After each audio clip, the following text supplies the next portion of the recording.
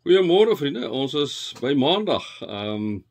Ek hoop julle hou nog lekker vakansie daar waar julle is, of as julle sommer by die huis is, dat dit net sommer 'n lekker dag sal wees vir julle vandag. Kom ons maak dit die oë toe. Here, dankie vir 'n ruskans, vir 'n blaaskans. Dankie Here dat ons ook 'n sulke rusdae kan sien as uit U hand uit om so 'n bietjie van die besige lewe te ontsnap. Amen. Vriende, mag daar vir julle genade en vrede en oorvloed wees, dat julle God ken, Jesus ken en die Heilige Gees ken.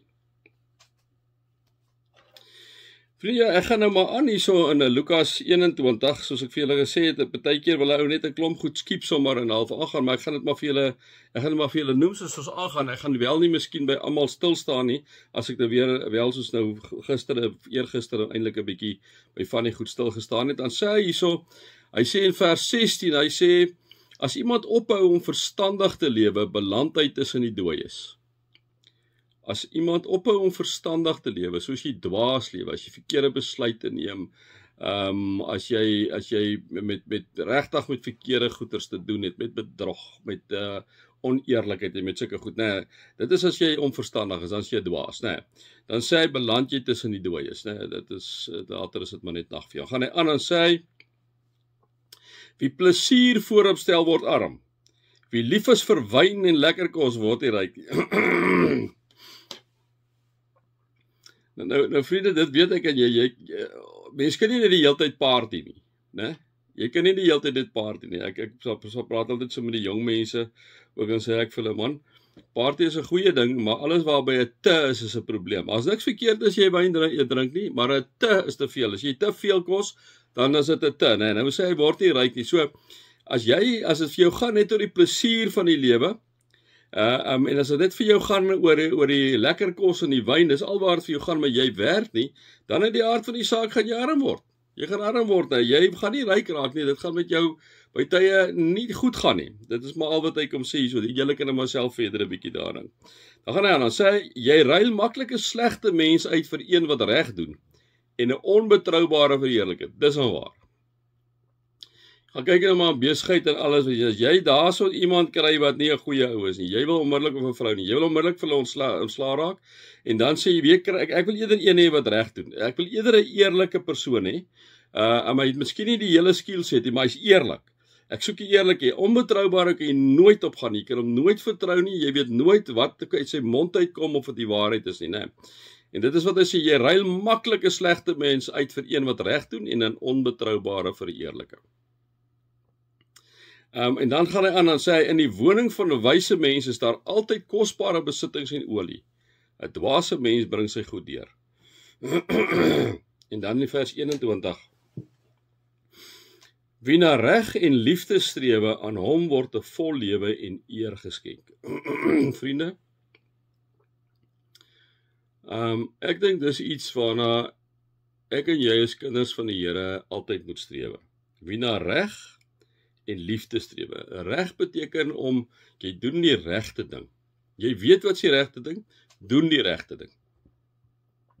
As jy na reg strewe, dan sal jy 'n vol lief lewe hê en eer geskenk word. Nou, wanneer jy eerlik is, wanneer jy betroubaar is, wanneer jy die reguit pad stap, wanneer jy besluit om, al is dit moeilik by tye om net absoluut die waarheid te praat en dit kan jou in die moeilikheid beland, maar dis wat jy gaan doen. As jy dit doen, dit het op die ou en op die lang duur het dit eer tot gevolg. Nee. Wie na reg en liefde strewe, aan hom word 'n vol lewe en eer geskenk. Nee, want oomblik as jy reg optree, dan is jy nooit bang nie. Jy is nooit bang dat iemand jou gaan kom konfronteer nie, dat jy in die tronk gaan beland nie, dat verkeerde mense oor jou pad gaan stap nie, want jy doen wat reg is. Is so, dat ek dink in ons regstelsel en in al die plekke, wanneer jy reg doen, met die verkeerde mense as jy die regte pad wil stap, hulle hou nie daarvan as jy die regte pad stap nie, en dan kan ek en jy inderdaad in die moeilikheid beland, maar daar beland ons oor die regte goed in die moeilikheid. Ek sê altyd, jy kan in die moeilikheid maar beland, omdat jy die regte goed doen. So, ek dink wat die sprekerdigter sê, dis nog steeds vir my baie relevant.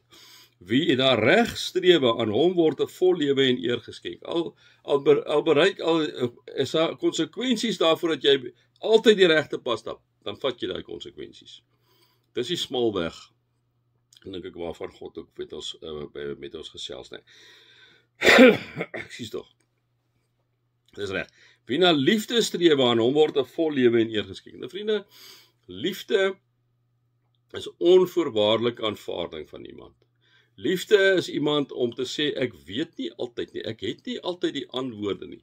Ek luister graag na wat jy sê, ek wil in myself in jou skoene sit, ek wil begrip hê vir jou, ek wil respek hê vir jou, ek wil jou aanvaar soos jy is, ek wil jou vertrou soos jy is, ek wil hê daar moet 'n openhartigheid wees. Liefde is die vrug van die Gees, dit is 'n goedhartigheid, en dit is geduld, en dit is getrouheid, en dit is 'n vreugde, en dit is 'n vreugde, en dit is nederigheid, en dit is 'n selfbeheersing, nee, al daai tipe goed. As jy na liefde streef, sal jy vol lewe hê en sal daar eer aan jou geskenk word. En ek dink in die tyd wat ek en jy is dit nogal twee goed waarna ons kan streef, daar reg en 'n liefde. Daar reg en 'n liefde. En wanneer ek en jy dit doen, vriende, dink ek is ons op 'n baie goeie pad. Mag julle God se liefde ervaar, Jesus se genade ervaar en die Heilige Gees se teenwoordigheid ervaar. Amen.